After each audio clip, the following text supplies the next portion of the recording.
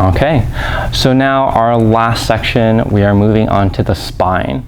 Of course, the spine is what connects our upper body and our lower body, so it's equally as important that we maintain these muscles as well. If any of you have had a back injury in the past, you'll know that it sucks. So making sure that we work on these stability and mobility exercises to prevent that from reoccurring or initially occurring. The first exercise that we're going to do is for stability. So what you're going to do is you're going to be in this position. This is called a hook lying position. You're going to make sure, similar to our wall slide, that your low back is flat against the floor and that you're maintaining it like that the entire time. There is a progression to this, so I'll start with the easiest one. So again, drawing your belly button towards your spine, making sure your back is flat against the ground. You're going to lift one leg up. You're going to activate those abdominals, and you're going to lift the opposite leg up, and then back down on each of them. Make sure you keep your breathing steady. Oftentimes, I'll tell patients to, when you do a movement, to blow out like you're blowing out a candle. So you'll take a deep breath in, and then blow out as you lift the leg. Same thing with the opposite leg. Deep breath in. And what that does is that really activates these abdominals that are actually on the side. They start at your six-pack and they wrap around all the way to your spine. So they're going to really provide that support to your spine.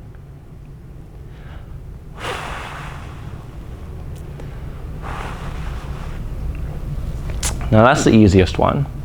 The second hardest one is you're going to be in the same position. You're going to bring both legs up.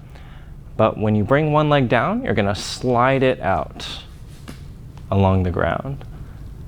And then slide it back up, and then up. And you might have to take your shoes off for it so that they don't catch.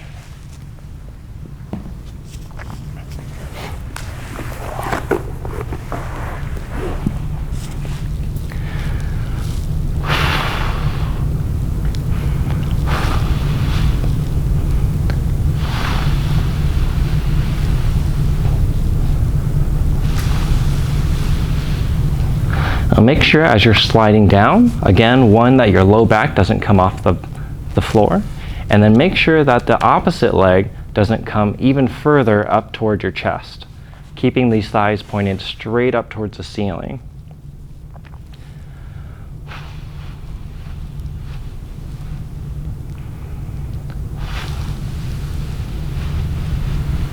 Good.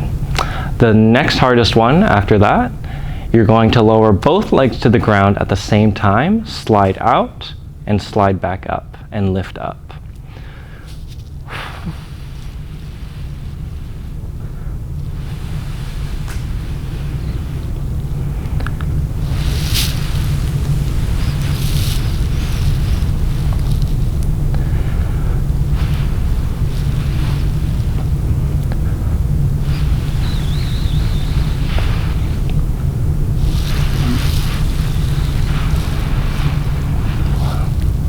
Very good.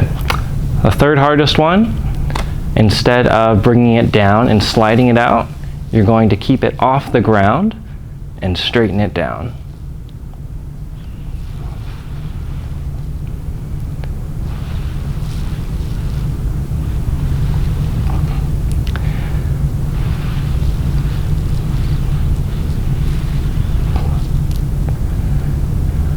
The last hardest one is you're straightening both of your legs out, keeping them off the floor. Again, your focus should be completely on keeping your low back flat against the floor.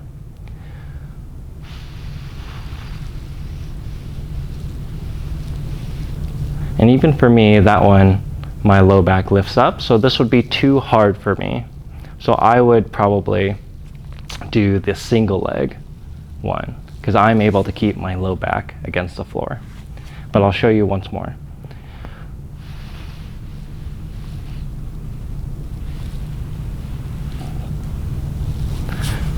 Okay, and that is low back stability. And for the last section of our spine, we're just going to do a little mobility, just kind of getting some movement into that spine. We'll be making sure that we hit flexion, extension, and rotation, which are the main movements of the spine that we'll do when we're climbing. The first one, you're going to be on hands and knees. And this one, we're just going to make sure that we get some good flexion and extension. So you're going to drop your spine and get some nice curve, pushing your tummy down. Just make sure that it's not painful or uncomfortable. And then you're going to push your spine up to get a nice curve towards the ceiling. You don't really have to hold each one for any particular amount of time. We're just introducing mobility into that spine so that it's available when we're climbing. So oftentimes, if we are trying to get a high foot or to do a high step, we'll often get a lot of spine flexion like this, and that will really help with our hip flexion to get our foot up on that really high step. And then maybe this extension, if we're looking out from the wall, to kind of preview the remainder of the route as well.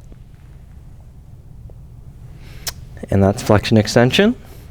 And the last one, we're just going to introduce some rotation into our spine.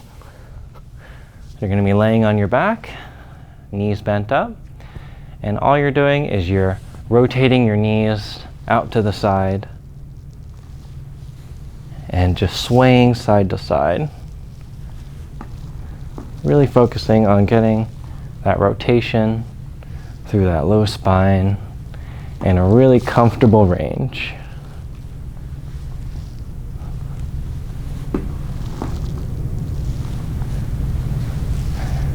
If you feel your back crack, it's okay as long as it's not painful. That's just some air bubbles being released, typically, or a tendon just snapping over a bone. So that's normal, as long as it's not painful. And of course, you can do the same thing with your upper body as well. You can keep your legs where they are and rotate your arms towards each side. Just make sure to try not to let your knees sway side to side as you go. And that way you're isolating that lower spine and focusing on this upper portion of your spine.